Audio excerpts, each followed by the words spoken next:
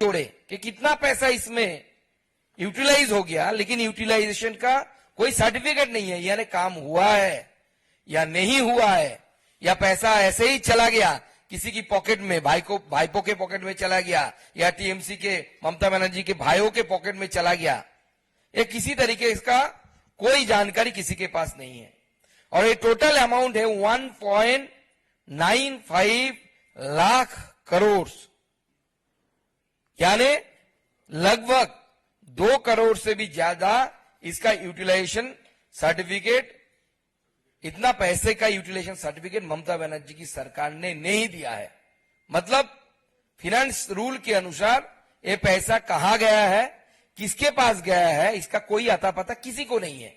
अगर ममता बनर्जी को होता या उनके सरकार को होता तो यूटिलाइजेशन सर्टिफिकेट दे देती, लेकिन अभी तक ये जो कैग रिपोर्ट आया है 21 के मार्च तक नहीं दिया।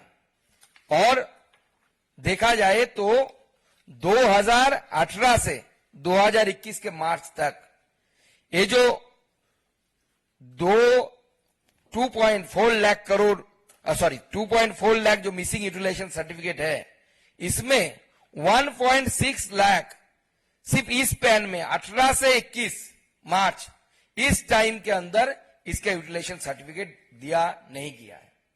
इसमें मेजरली 3 डिपार्टमेंट पश्चिम बंगाल सरकार की इन्वॉल्व है। एक है ग्रामीण विकास, rural development, urban development and school education. इन तीनों डिपार्टमेंट को अगर आप गौर फरमाइएगा, इन तीनों नामों पर 2 डिपार्टमेंट ऐसे हैं जिनमें करप्शन के चार्जेस बीते दिनों में सबसे ज्यादा टीएमसी के ऊपर आया है। Even x education minister of the state is presently under the behind the bar, अभी जेल के अंदर है हमारे education minister, x education minister. और रूरल डेवलपमेंट में MGNREGS का पैसा केंद्र सरकार रोकने के लिए बाध्य हुआ है, क्योंकि ये हालत है एक्चुअल में। और आप जानते हैं कि यूसी नहीं देने का मतलब है कि आप फ्रॉड किए हैं, इस पे आप पे, इस एंगल पे आप पे उंगली उठती है। ये जानने के बावजूद ममता बनर्जी ने यूटिलाइजेशन सर्टिफिकेट नहीं दिया, और आगे आने वाले समय में आपको हम डॉक्यूमेंट भी दे देंगे ईयर वाइज कितने कौन से साल में कितना पैसे का उन्होंने यूटिलाइजेशन सर्टिफिकेट देने के लिए मना किया। आप जानते हैं सरकार के कामकाज चलाने के लिए कभी कभी कुछ बजट के अलावा कुछ फंड, जिसे हम कॉन्टीजेंट फंड या कॉन्टीजेंसी फंड बोलते हैं, सरकार से एडवांस लेके काम होता है, पैसा लेके, ट्रेजरी से पैसा लेके उस फंड से काम होता है। और उसके बाद पश्चिम बंगाल की जो फाइनेंस रूल है वो कहता है कि आप पैसा लेके ट्रेजरी से काम करिए कॉन्टीजेंट फंड से, और 1 महीने के अंदर आपको बिल देना है, डीसी बिल जिसे बोलते हैं, कि डिटेल कॉन्टीजेंट बिल्स, जिसे इन ब्रीफ डीसी बिल बोलते हैं। लेकिन आप आश्चर्य हो जाएंगे, ममता बनर्जी जो क्लेम करती है कि वो सरकारी पैसा, एक भी पैसा सैलरी के नहीं लेती, उनकी सरकार 2018 से अभी तक, मतलब 21 के मार्च तक एक भी डीसी बिल जमा नहीं किया। पैसा कितना? 3,400 करोड़ इमरजेंसी फंड। ये पैसा किसका है? जनता की खून पसीने की कमाई है, टैक्स की पैसा है। उस पैसे का, और एक कॉन्टीजेंसी फंड, याद रखिए, ये फाइनेंस रूल बोलता है कि जब इमरजेंसी हो तभी इस फंड का यूटिलाइजेशन करना है, अदरवाइज इस फंड का यूटिलाइजेशन नहीं करते। लेकिन 3,400 करोड़ जनता की खून पसीने की कमाई की पैसा, ये पैसा खर्च हो गया कॉन्टीजेंट फंड में। अभी तक, मतलब 18 से 21 तक ममता बनर्जी की ट्रेजरी ने यूटिलाइजेशन सर्टिफिकेट जमा नहीं किया। और ये पैसा कहां गया, किसके पास गया, मालूम नहीं।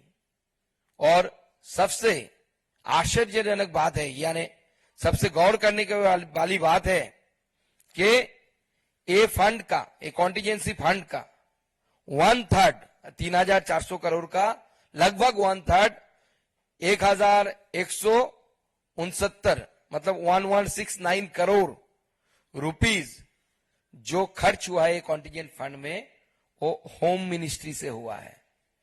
होम मिनिस्ट्री मतलब who is the home minister of the state? Mamata Banerjee herself. Mamata Banerjee खुद जिस डिपार्टमेंट की मिनिस्टर है वहां से इस कॉन्टिजेंट फंड का 18 से लेकर 21 के मार्च तक 1169 करोड़ रुपीस पैसा खर्चा हो गया, लेकिन 3 साल में एक भी डीसी बिल सबमिट नहीं किया गया। आप जानते हैं कि ममता बनर्जी अपनी सरकार की पैसे को खुद की पैसा समझती है। उनको लगता है कि पैसा उनकी जमींदारी की पैसा है। इस पैसा के यूटिलाइज करने के लिए एक अनोखे किस्म का अकाउंट पश्चिम बंगाल में यूटिलाइज हो रहा है जो कैग ने देखा।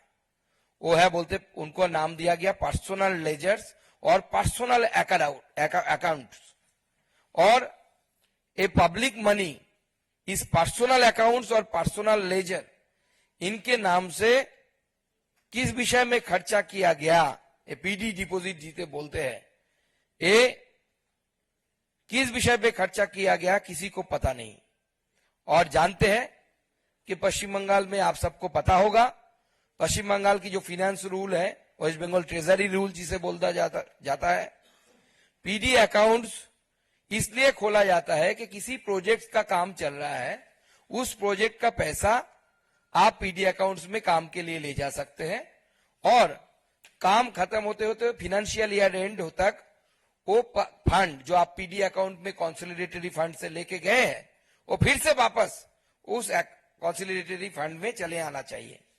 लेकिन देखा जा रहा है कि 31 मार्च 2021 को जो कंसोलिडेटेड फंड में वापस आना था अमाउंट पीडी अकाउंट में अगर ले भी जाते हैं आप, लेकिन देखा जा रहा है कि लगभग पूरे स्टेट में 160 ऐसे पीडी अकाउंट्स है, पीडी लेजर है, जिसमें 3,465 करोड़ रुपया पड़ा हुआ है, जो total violation of finance rule है, और ये पब्लिक मनी है।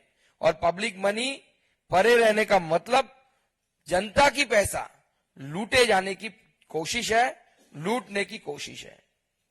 और अगर एक कैग रिपोर्ट्स को ध्यान से देखा जाए, पैसा लूटने के लिए हर जगह पे ममता बनर्जी की सरकार के द्वारा कोशिश किया गया, और एक कैग रिपोर्ट ममता सरकार के मुंह पर एक तमाचा है कि जो खुद को ऐसा मानते हैं कि उनके जैसा ऑनेस्ट पॉलिटिशियन बंगाल में क्या पूरे भारतवर्ष में नहीं है। ममता बनर्जी का खुद का मानना है, उनका पार्टी का मानना है, लेकिन एक कैग रिपोर्ट पूरी तरीके से ममता बनर्जी की सरकार को बेआबरू कर देती है और दिखाता है कि किस तरीके से जनता की पैसे को लूटा गया, लूटने की व्यवस्था किया गया, यूटिलाइजेशन सर्टिफिकेट नहीं दिया गया, personal account personal ledger maintain किए गए। दिखाता है कि किस तरीके से जनता की पैसे को लूटा गया, लूटने की व्यवस्था किया गया, यूटिलाइजेशन सर्टिफिकेट नहीं दिया गया, personal account personal ledger maintain किए गए, और धांधली सबसे ज्यादा अगर देखे तो ममता बनर्जी की खुद की डिपार्टमेंट होम डिपार्टमेंट में है, और वहां पे पैसा ऐसे लूट जिसे बोलते हैं, एक तरीके किस्म का लूट चल रहा है बंगाल में।